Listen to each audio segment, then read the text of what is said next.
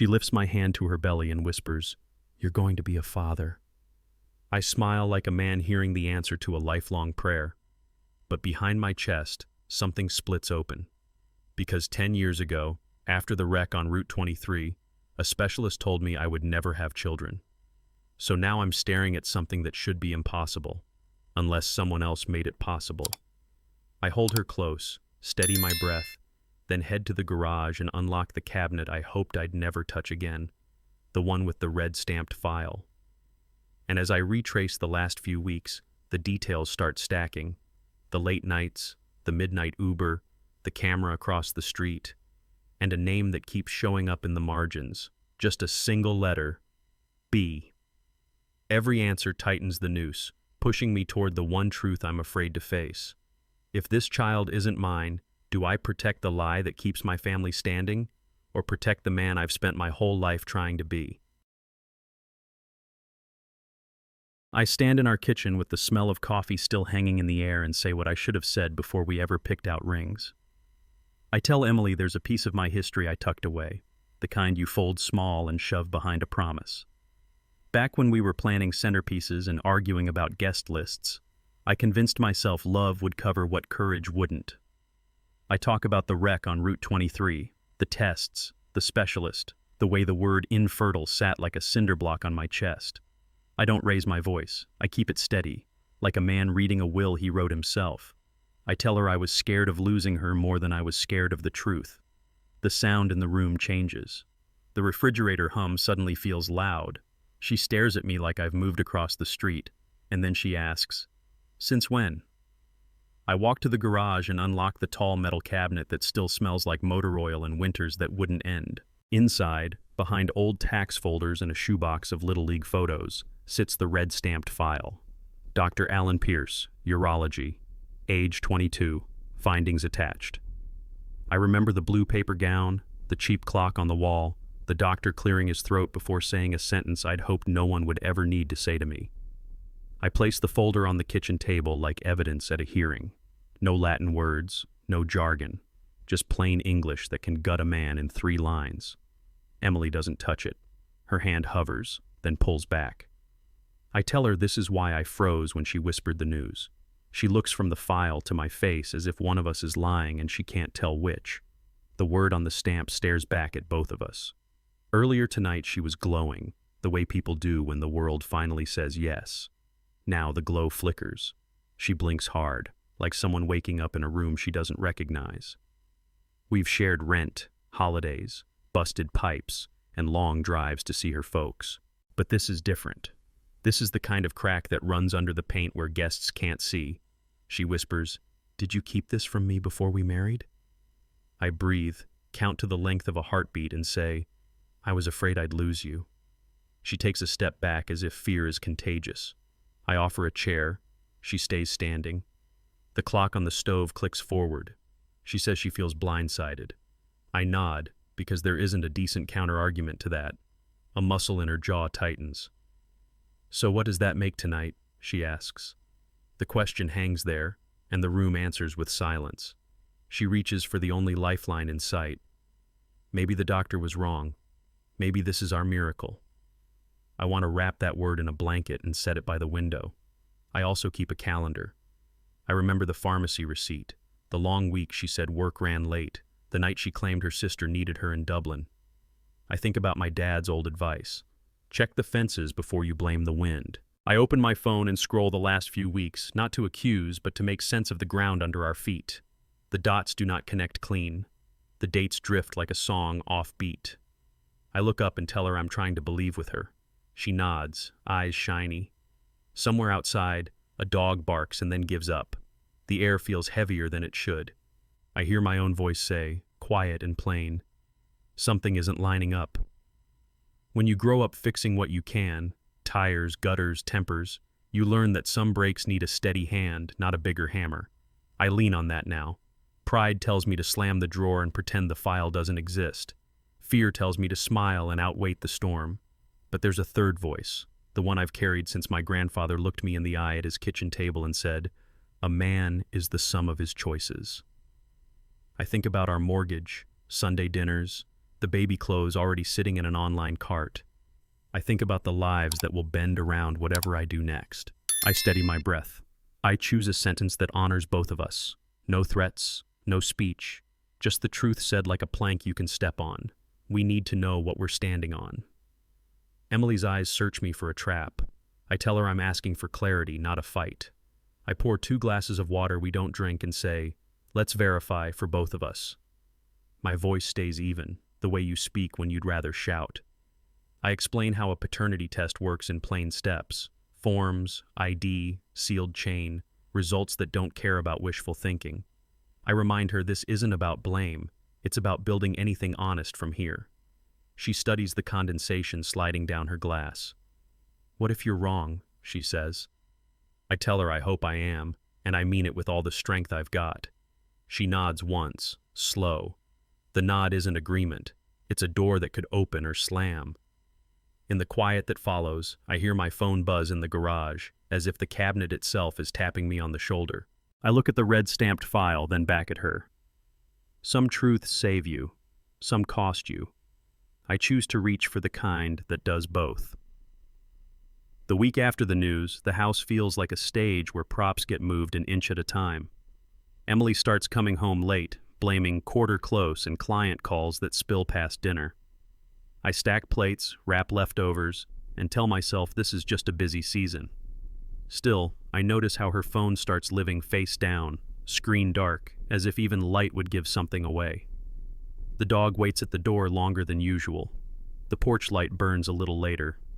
I've spent years fixing the small things, loose hinges, humming outlets, because small things grow teeth if you ignore them. So I pay attention, not to catch her, but to keep my sanity.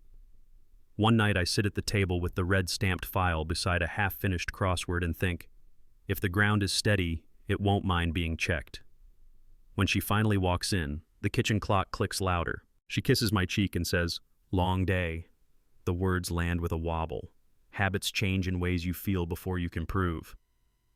Her Face ID stops working on my phone the same week Do Not Disturb becomes a permanent moon in the corner of her screen. At bedtime, she turns the phone over like a picture she's not ready to hang. I pour 2 glasses of water and ask about quarter close, about clients that need help this late.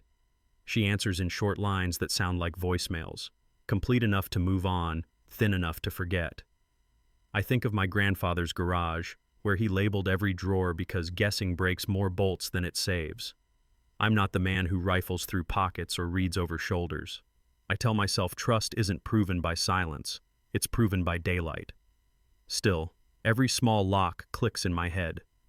Later, as the furnace kicks on, I scroll our calendar, birthdays and ball games tucked between bills, and wonder when familiarity turned into a hallway of closed doors. On a Wednesday that feels like any other, I check our shared card and see a charge for a late-night Uber to downtown Columbus. Emily told me she'd be in Dublin with her sister. Maybe she took a ride to avoid driving tired, I think. Maybe the driver needed to switch routes.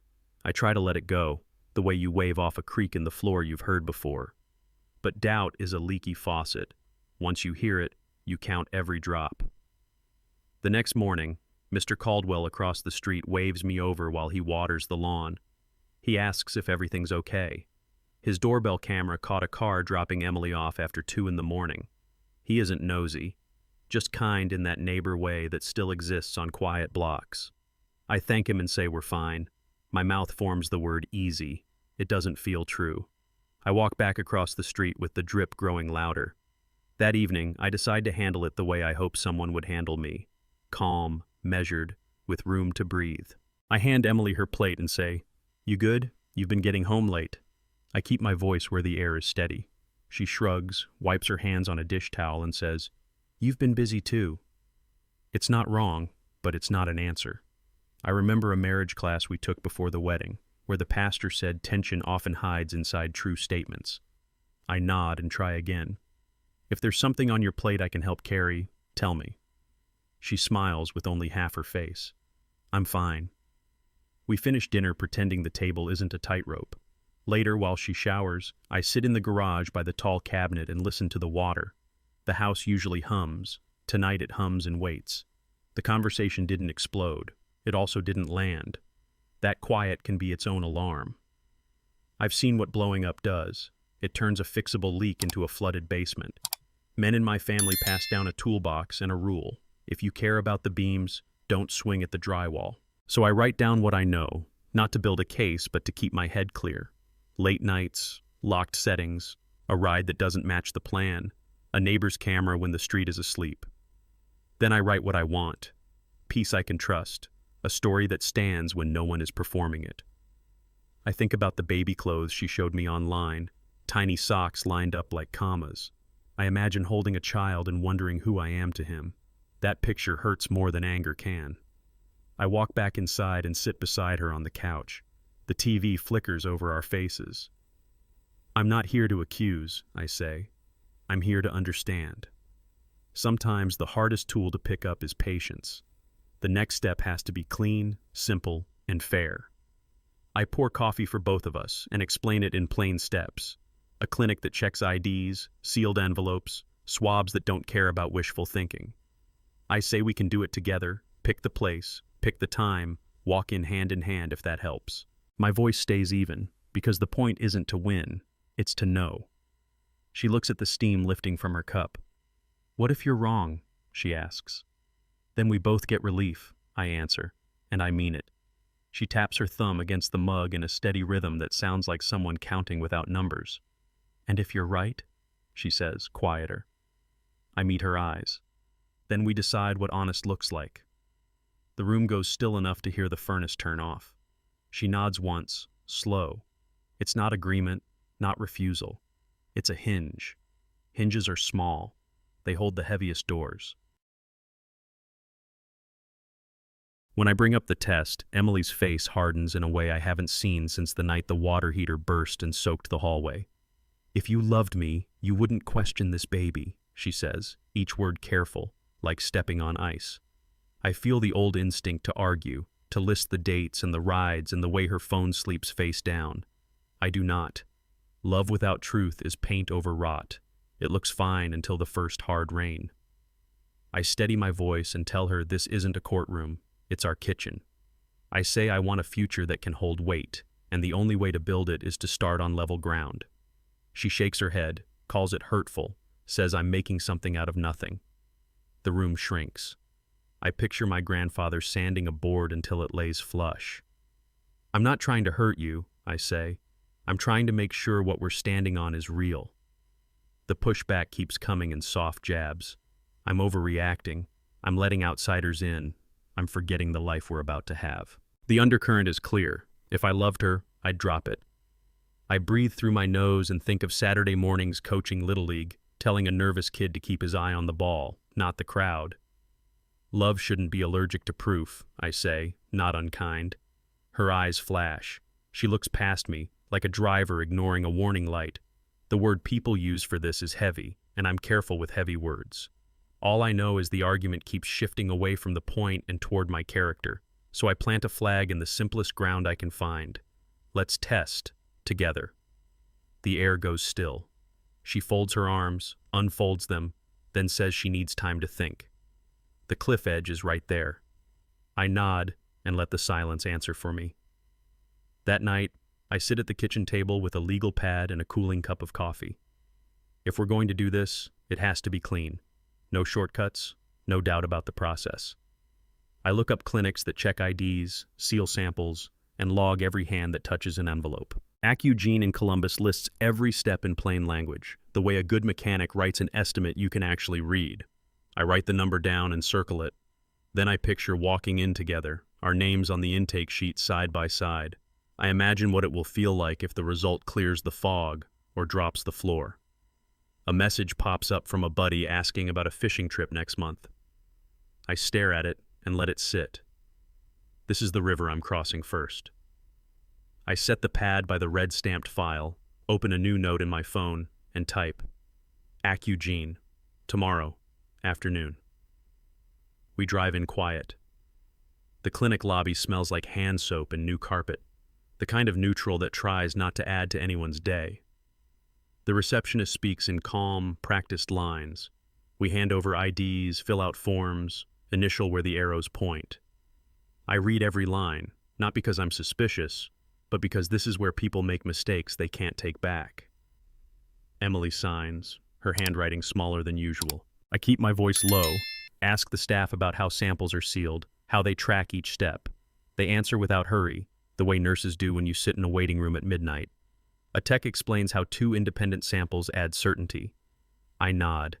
It feels like watching a bridge get inspected before a truck rolls over it. When it's our turn, I squeeze Emily's hand. She squeezes back, not tight, not loose, like someone holding a handle on a bus that might stop short. Back in the car, the AC hums like a steady drum. I turn the vents down and let the quiet settle. This is the strange middle where nothing is decided and everything is at stake. I've waited in rooms like this before, outside operating theaters, at the DMV when a title needs fixing, in hospital corridors where time refuses to move. I tell Emily we can grab lunch, pretend it's any other day. She says she isn't hungry. I think about my dad showing me how to double-check a jack stand before sliding under a truck. Trust the tool, then test it. My phone buzzes with the appointment confirmation and a note about when results typically arrive. I set it face down, not because I'm hiding anything, but because I'm not going to stare a hole through the screen. We pull out of the lot like we're leaving church. The road looks the same. Nothing is the same. That evening, she says yes. The word comes out thin, like it had to squeeze past something. Her eyes drift to the window while she speaks, as if the answer is hiding in the maple tree outside. I pour water and say thank you, because even a hard step taken together is still together. She nods but doesn't meet my eyes. It lands like a handshake you feel only in the fingertips. I tell her I'll handle the scheduling and keep her looped on every detail. She mumbles that she has work in the morning. We clear the table side by side, plates bumping softly in the sink. A memory rolls in, my mother telling me that peace often looks boring when it's doing its job. Tonight, peace looks like 2 people moving around the same kitchen with a wall between them. I rinse the last glass and set it upside down. The drip slows. The house listens. The next sound will matter. Waiting has a way of turning regular life into a hearing test. The coffee maker gurgles like it's thinking out loud. The kitchen clock clicks as if it's marking down something I owe. I sweep the porch because a man needs something to do with his hands, and a broom doesn't ask questions. The mailbox door creaks. I oil the hinge for no good reason except it feels like control. I keep telling myself results come when they come. The dog settles by my boots and sighs the way dogs do when they've learned patience from people. I consider turning on the ball game, but even a radio voice feels like company I can't host right now. I fold the same dish towel 3 times and still can't get the corners to meet. In my pocket, my phone is a stone I won't look at. The house holds its breath. I tell the air, we'll face whatever walks through that door. The doorknob doesn't turn. There's a cabinet in the garage that taught me a lesson. Years ago, I stuffed the red-stamped file in the back and decided that was the same as closure. Today, I pull the cabinet open and find everything exactly where I hid it. That's how it works with things you avoid. They keep your place. I sit on the workbench and think about the men who raised me. Fixers, forgivers, not great at talking, good at showing up. I hear my grandfather saying, "If it matters, look it in the eye." So I do. I replay the nights, the Uber receipt, the neighbor's camera, the quiet that followed reasonable questions. I don't add drama. I line up facts the way you lay level across a board. The truth is simpler than my fear. Either the foundation is solid or the house is leaning and we decide what to do about it. I set the file down and promise myself, no running, no pretending, no noise. I pour black coffee and hold the mug like it might steady my hands. I'm not bargaining with the sky. I'm talking to it the way you talk to a friend who's seen you at your worst. Let me be wrong, I say. Let this be the kind of mistake that turns into a laugh a year from now. I picture Emily's face when relief breaks open, the kind of smile that comes with breath returning to a room. I picture a crib at the foot of our bed, a midnight feed, a tired dance in the kitchen where no one's grading the steps. I also picture the other road, the one where truth costs more up front and pays interest in peace. Either way, I want the right answer faster than I want the comfortable one. I carry the coffee to the porch and watch a delivery truck rumble by. Life keeps delivering. We just don't get to sign for the packages we wish we'd ordered. Emily moves through the house like a nurse on a quiet shift. Efficient, gentle, nothing extra. She folds laundry with the sound off, hums a little tune she used to sing on Sunday drives, and keeps her phone in the bowl by the door, as if she's staging the room for an open house. I tell myself not to judge peace by my own noise. Then I watch her face when the screen lights up and dies. It's the only time a crease shows. We eat in the den with our plates on our laps because the table feels like an interrogation room. She asks about work, the truck, whether the neighbor's maple needs trimming. It all feels practiced, like a script we're reading to keep the lights on. Calm can be kindness. It can also be a blanket over a spill. I nod, answer straight, and keep my breathing even. Somewhere between her questions, I hear a clock I can't see start ticking. After lunch, I pull out the calendar and put my finger on the square for July 4th. Fireworks, hot dogs, 100 photos that all look the same. Except that night, she said she was with her sister in Dublin. The ride receipt says downtown. Brian's story shows the river lit up like a sparkler. The doorbell camera across the street tells me what time she got home. I lay those pieces side by side and wait for them to argue with each other. They don't. I think about the fence line my father walked every spring. He'd say, "You can't fix what you won't walk." So I walk the line in my mind, post to post, work late, phone face down, the moon icon, the tired answers, the tidy calm. I'm not hunting a gotcha. I'm hunting a story that stands when no one is performing it. The map points where it points. I close the planner and feel the house settle around me like old wood. It happens in the soft part of the afternoon when even the dog naps. A chime rises from the counter. Polite, harmless, a sound I've heard 1,000 times. The subject line carries a clinic's name and the words we've been orbiting. My mouth goes dry the way it did the day I signed mortgage papers, the moment ink meant future. Emily is in the hallway, folding towels into perfect thirds. I call her name. She answers, "One sec," and the seconds grow longer than they have any right to be. I wipe my hands, even though they're clean, and touch the phone like it might burn.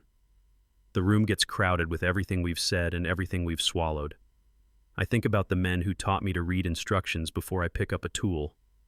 Then I remember, this is one line I can't let someone else read for me. I steady my thumb over the screen, breathe once, and open the email. The email opens to a white screen and a sentence that fits inside one breath. Probability of paternity, 0%. The house loses its sound. Even the AC seems to back away. I read it again because the mind plays tricks when the stakes are high. The cursor blinks like a slow metronome. No drum roll, no warning lights. Just a verdict that sits there, plain as a stop sign. Emily stands in the doorway with a towel in her hands, waiting for the face I'm about to make. I look up and feel two lives tugging at me. The one where this is a mistake, and the one where it isn't. My mouth goes dry the way it did the day the doctor said infertile at 22. I steady the phone on the counter so my hands don't set it down harder than I mean to. "It's here," I say. She swallows. I read the line out loud. Somewhere in the backyard, a wind chime refuses to move. "It's a mix-up," Emily says fast, like the words might outrun the page. They switched the samples. She offers a picture where everything stays intact. A distracted tech, a mislabeled tube, a room full of envelopes shuffled like playing cards. I nod because possibilities deserve one clean lap around the track before you send them to the bench. Then I reach for the simple tool, verification. I call the lab with the email still open, ask for chain of custody details the way you ask a bank to read back a deposit. The staffer on the line sounds like someone who has had to do this before. Calm, careful, unshaken by people who want the world to be softer than it is. Emily paces behind me, towel twisting in her hands. I put the phone on speaker so no one is an interpreter. The room feels smaller than our mortgage says it is. I ask the question that matters. Could the samples have been mixed? The staffer walks me through every handoff like a pilot reading a checklist. Photo ID verified, barcodes scanned at intake, seals signed over like bank bags. 2 independent samples logged under the same case number. When I press, she doesn't argue. She repeats the steps like studs behind drywall, hidden, but they hold the weight. "We do not mix samples," she says, and it lands with the dull finality of a gavel. Emily exhales through her nose and stares at the floor, as if the tile might offer a loophole. I thank the staffer for her time because manners are free, even on expensive days. When the call ends, the kitchen gives our silence back to us. I close my eyes and count to the length of a slow breath. Facts don't ask for permission, they just arrive. This one brought boots. I look at Emily. She looks at the wall. Between us sits a phone that has done its job too well. I've seen what yelling does. It burns air you need for thinking and leaves both sides coughing. So I keep my voice level, even as my ribs learn a new shape. Emily starts building another story, says the lab must be covering for itself, says good men trust the people they love. I hear the appeal and the accusation braided together. Your silence is louder than any explanation, I say, not to wound, but to mark the line I can live with. She flinches like the words tapped a bruise. I pour water and set a glass within reach. This is the moment a lot of folks choose the shortcut, deny, distract, or make a joke big enough to hide behind. I choose the long road. We need a second opinion, I say, from a specialist who will look me in the eye. The clock ticks. The dog shifts. Somewhere in my chest, a door I've kept closed clicks open. I sit at the table with the red-stamped file and search for someone who won't sugarcoat. Dr. Naomi Feldman's name comes up with the kind of plain bios I trust. Straight talk, clear steps, no magic. I dial, leave a message, and follow it with a patient portal request because closed doors should get more than one knock. Emily stands by the sink, arms folded tight, as if she could hold the room together by force. What will that change? She asks. It will change fog into facts, I answer. My voice doesn't rise. I tell her I'll share whatever I hear, the minute I hear it. The phone buzzes with an appointment slot. I take it. The tiny ding sounds like a starting gun and a fire alarm in the same note. Thursday, I say. Afternoon. She stares past me at the maple outside, the leaves shining like nothing is wrong. We both know the truth. Clarity has a bill attached. Night drops on the house like a shade. I pull the red-stamped file, the imaging, the old test panels, every letter with my name spelled right and the dates lined up. I slide them into a manila envelope that used to hold mortgage paperwork. It's a strange feeling, packing the parts of yourself you least want to see, like moving boxes labeled fragile you can't hand to anyone else. Emily hovers in the doorway, wanting to say something that saves this without touching it. I give her the only promise I can keep. I'll take whatever is true. I set the envelope by the front door with my keys and the worn Buckeyes cap I grab when days go sideways. Tomorrow, I'll put this on a counter and ask a stranger to tell me who I am as a father and as a man. That's the deeper floor I'm heading toward, the place where excuses don't echo and answers don't blink. Dr. Naomi Feldman greets me with the kind of calm you hear in a church basement when coffee is strong and people are here to tell the truth. We sit in a bright room that smells like hand soap and lemon wipes. I slide the manila envelope across the desk. She doesn't skim. She reads like a carpenter measuring twice. Labs, scans, the letter from Dr. Pierce, the dates I underlined last night. She asks clean questions, not traps. The wreck on Route 23, surgeries, any changes since. I answer in plain steps. She notes everything, then orders a current panel so we're not guessing from old weather. While blood tubes fill, I watch the labels get printed and matched, small steps that keep big steps honest. Back in her office, she lines my past and present side by side like two boards on sawhorses. Let's look at where they meet, she says. The door stays open. Nothing about this feels like magic. It feels like daylight. She leans forward, taps a result, and speaks the kind of sentence that changes a house plan without tearing it down. Your chances are extremely low, she says, but not zero. The words don't dance, they land. I picture a stubborn engine that coughs once in a winter garage. Unlikely, not impossible. I picture the way my father used to say a cracked post can still hold for a while, but you don't build a porch on it without a plan. The room tilts, not like a ship in a storm, more like a level settling after you nudge a frame. I ask 3 versions of the same question to be sure I'm hearing what I'm hearing. She gives me the same answer 3 times, steady. Not 0, she repeats. The floor doesn't give. I feel the weight of what that means in my chest. There was a road, narrow as a deer path, but it was there. We could have walked it, together. On the way home, That sentence echoes in the car louder than the tires on the highway. Not zero. It's the kind of fact that doesn't shout. It sits in the passenger seat and asks for room.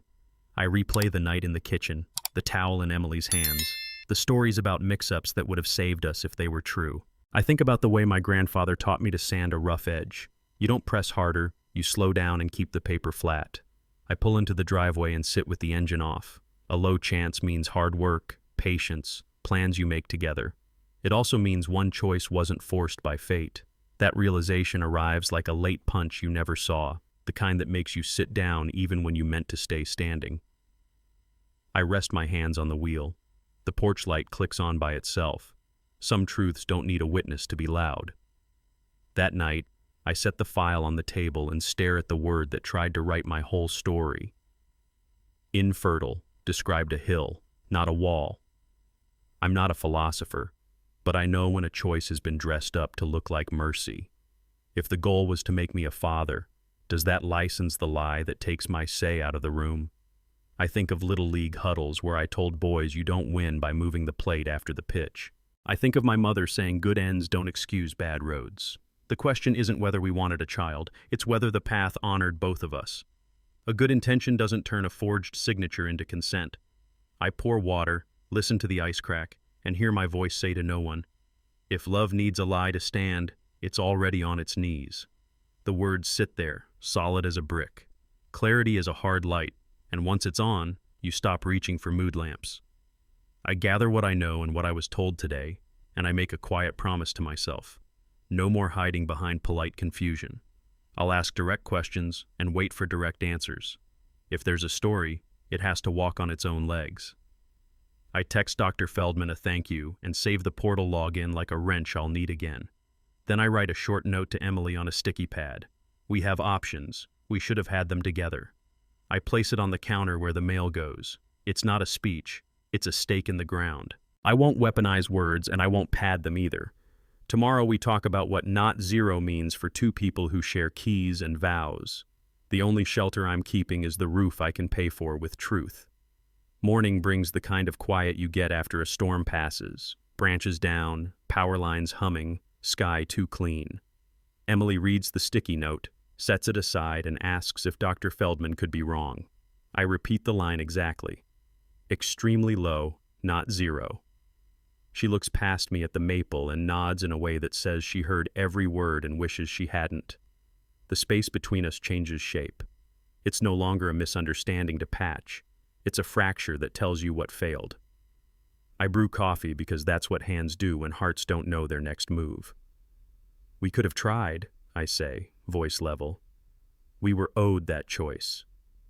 She presses her lips together, then says nothing. The nothing is loud. I carry my mug to the sink and set it down softer than it needs. Some days you admit the beam isn't cracked. It's split. This is one of those days. Now we decide what to rebuild. I'm in the garage chasing a rattle in the F-150 when the old iPad wakes up on the workbench. It's the one we used for recipes and ball game scores before it got replaced and forgotten. Same cracked corner, same grease smudge that never came off. A banner slides across the screen like a ghost tapping my shoulder. A text preview from weeks back. Fireworks later, signed with one letter, B. I wipe my hands on a shop towel and open the thread. The date sits on the header like a stamp, July 4th. The words are clean, casual, like two people agreeing on a place to park and a time to look up. No emojis, no overtalk, just a plan that assumes privacy. The garage smells like oil and last winter's lawn seed. I listen for my heartbeat and hear the highway instead. I don't reach for drama. I reach for a chair. The iPad keeps breathing light. Fireworks later? The question isn't a question anymore. B. In my family, that's not a mystery, that's a nickname. We've said it 1,000 times across cookouts and Christmases. Brian, little brother with the crooked grin and the HVAC van that shows up when air goes out on the hottest day of the year. He's the one who left a toolbox in my trunk the day I bought the truck, just in case. I stare at the single letter like it's asking for permission to mean something else. It doesn't. I scroll. The thread is thin. No declarations, no slip-ups. Just perfectly spaced messages that read like notes passed in a quiet room. It's the ordinary that hurts. Simple plans, simple words, no sign of struggle. I think about the porch steps we rebuilt together last fall and how we laughed when the first board sat flush. Now the word flush feels like a punchline with no air in it. The garage hums. The iPad dims and waits. I let the name land. I walk back inside and pull the wall calendar to the counter. July 4th is a square full of hot dogs and sparklers in marker. Emily told me Dublin with her sister. The Uber receipt says downtown. Brian's story from that night is still saved. River water burning with color along the Scioto Mile. His voice in the background calling a burst perfect timing. I open our neighborhood app and see the thread from that night. Folks complaining about traffic on Long Street after the finale. The doorbell camera across the street has its own truth. Headlights turning into our driveway after 2 a.m. I lay each piece down like a mechanic lining up a belt on a pulley. No force, just fit. The pattern doesn't shout, it clicks. The sky's story and the street's story match. I look up at the ceiling, at nothing, and feel the house tilt a degree. It's enough to tell you which way the water runs. A plan lives or dies on whether the parts belong together. Uber, river, doorbell, phone turned face down. The line from fireworks later runs through them all like fishing line you only notice when it snags your finger. I picture the folding chairs we keep for parades, the cooler that still smells like last summer's lemonade, the way a crowd makes strangers into cover. This isn't a movie. It's the easy kind of secret people build when they know their town's rhythms. I think about Coach's chalk talks. You don't accuse, you diagram. So I diagram.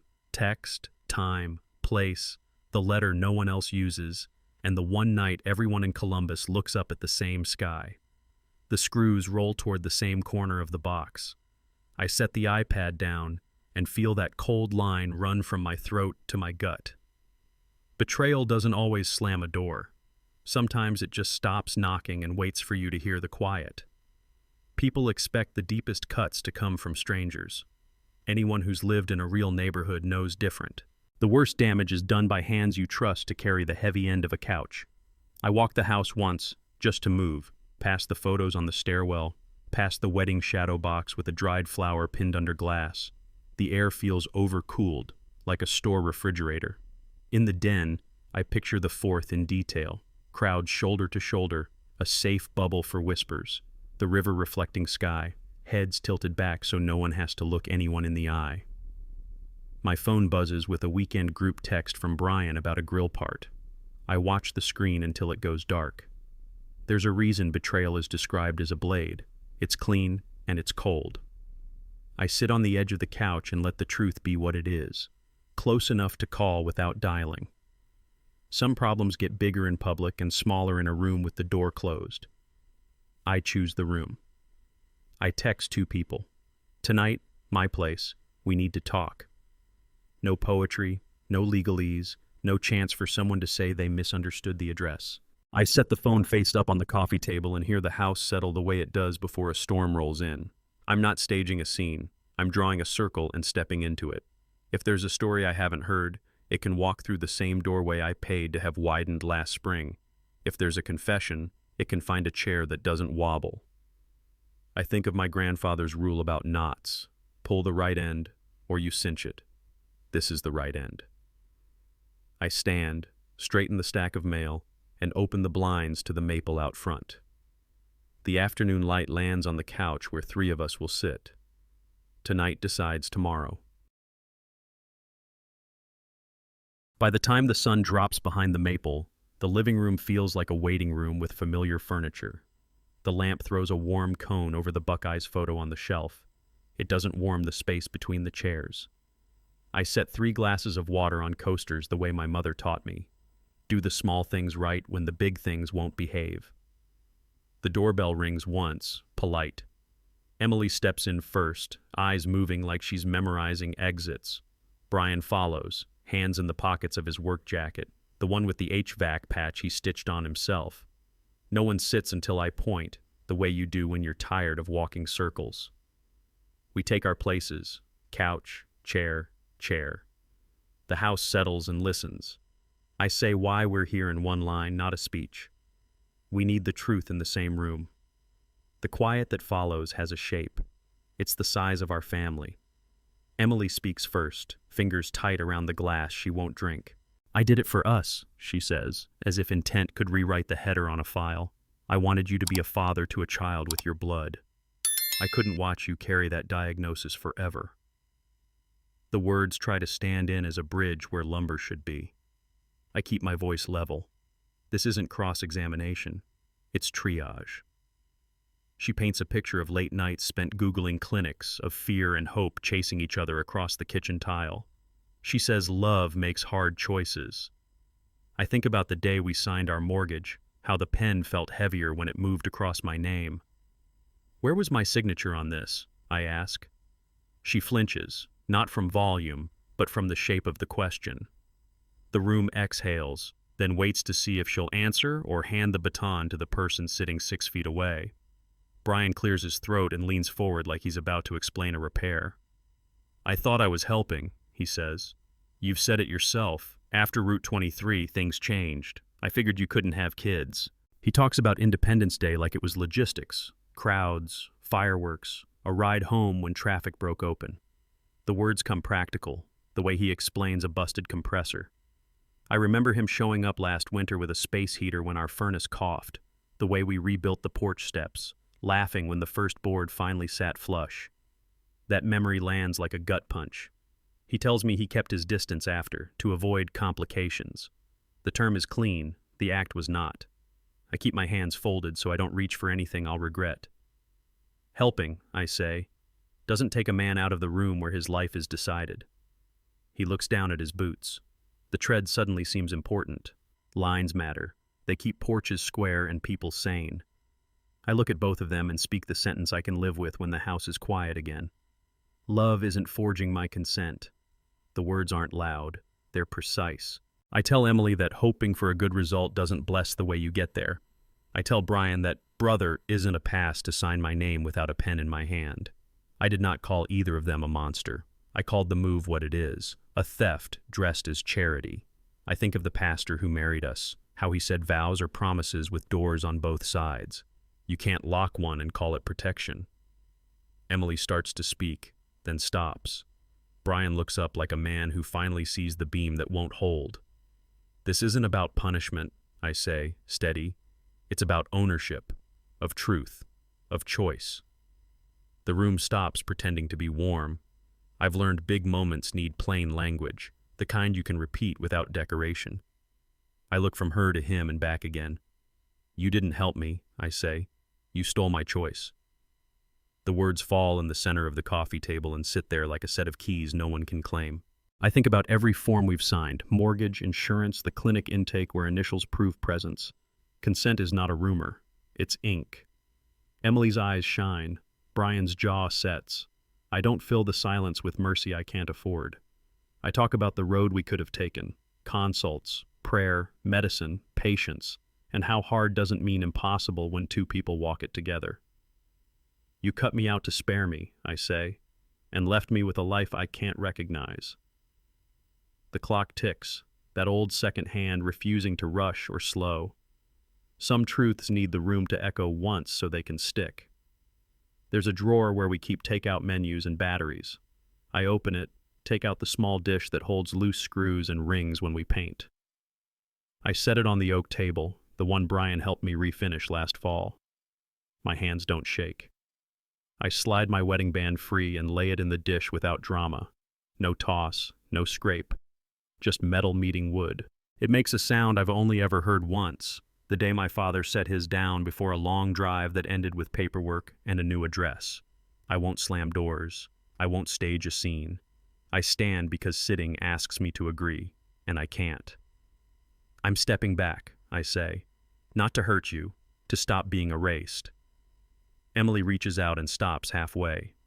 Brian swallows hard. The room holds all three of us without collapsing. I pick up my keys. The lamp hums. Outside, the maple moves. Inside, the choice is made. I open the door and the Ohio night walks in like a witness. The maple in the yard is moving without asking permission. Behind me, the living room holds 3 glasses of water and a sentence that can't be unsaid. I've learned that sometimes the hardest part of leaving is the first half step, the one that proves your legs still belong to you. The porch boards give a tiny groan, familiar as my own name. I lock the door because habit is muscle, then unlock it because I won't pretend to protect what I can't restore. The air smells like cut grass and somebody's charcoal 2 streets over. I think about all the nights I stood here waiting for porch lights to guide people home. Tonight, the light is for me. I pocket the keys, feel the ring absence like a sunburn line, and walk down the steps slower than I need to, not from doubt, but from respect. Some thresholds deserve a measured crossing. The garage greets me with the click of a motion light and the scent of oil that has soaked into the concrete like a memory. My F-150 sits where I left it, steady as a confession you finally own. I run a hand along the fender the way a man pats a shoulder when words would wobble. It isn't fancy. It has gotten me through winters and water heaters and late calls when families needed heat at midnight. I slide into the driver's seat and don't start the engine yet. Silence can be a bully. It can also be a balm.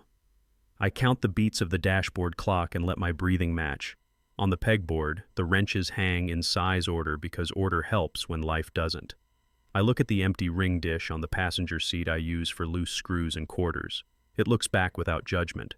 The cab is a small chapel. I sit in it like a man praying with his hands open. In the rear view, I catch my face and think of my grandfather shaving with cold water because the hot line broke and he wouldn't wait. He used to say, "You don't have to like the truth to live by it." I repeat that now, slow. I won't build a mythology out of what happened. I'll call it by its plain name. I wasn't taken by fate. I was taken by a choice someone made and a signature I was never asked to give. That sentence hurts, but it holds.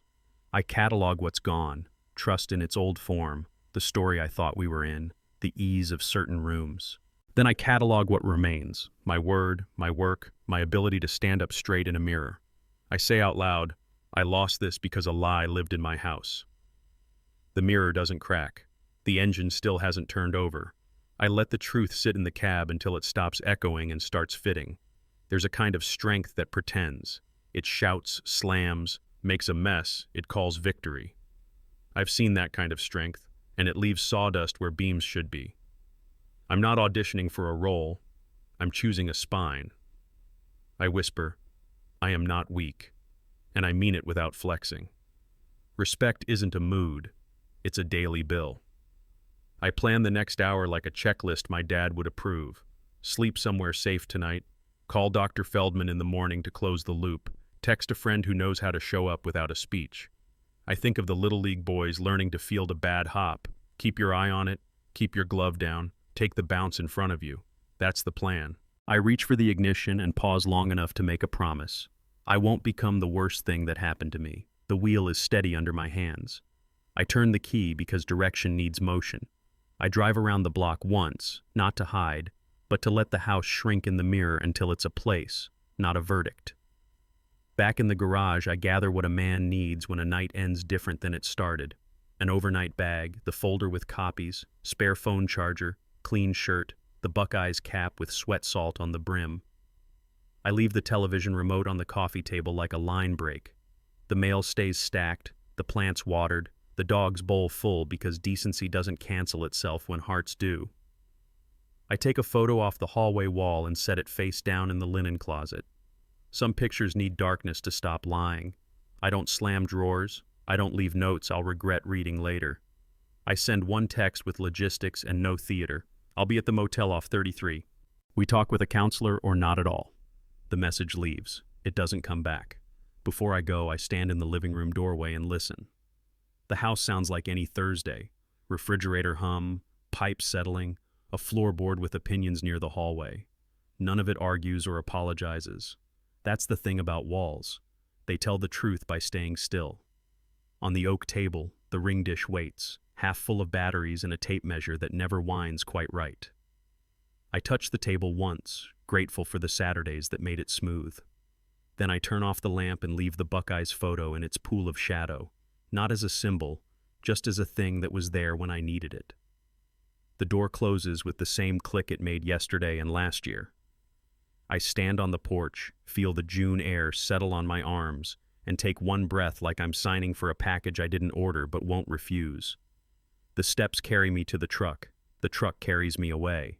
There's a difference between keeping a surprise and keeping a secret. One makes a birthday, the other breaks a home.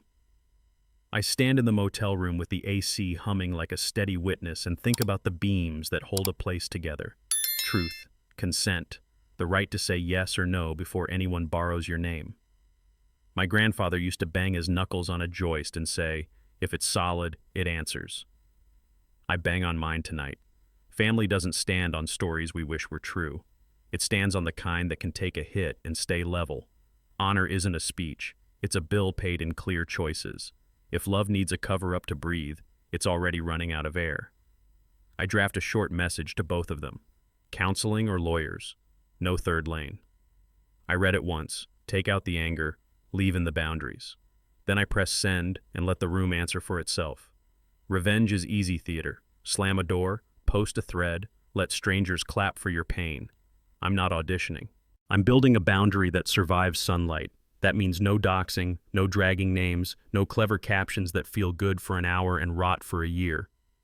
I called the hotel desk to add one night, told my boss I'm handling a family matter, and texted a friend who shows up with coffee and no questions. That's my circle. I change my lock screen to a notes app that reads, "Calm is a tool." It reminds me to swing it, not hurl it. I write out 3 steps: meet a counselor, meet an attorney, meet myself in the mirror each morning and say the same sentence. Don't trade dignity for a headline.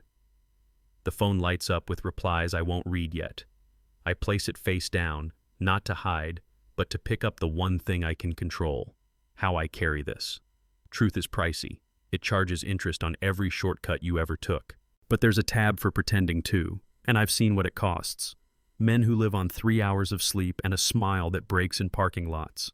Women who start whispering in their own kitchens. Kids who learn silence before math. I'll pay up front. I'll pay in awkward meetings, in signatures, in nights that echo. It's still cheaper than a lifetime of self-betrayal. I think about the old guys at the diner who argue sports and tip too much. How they respect a clean hit even when it's on their team. That's the model.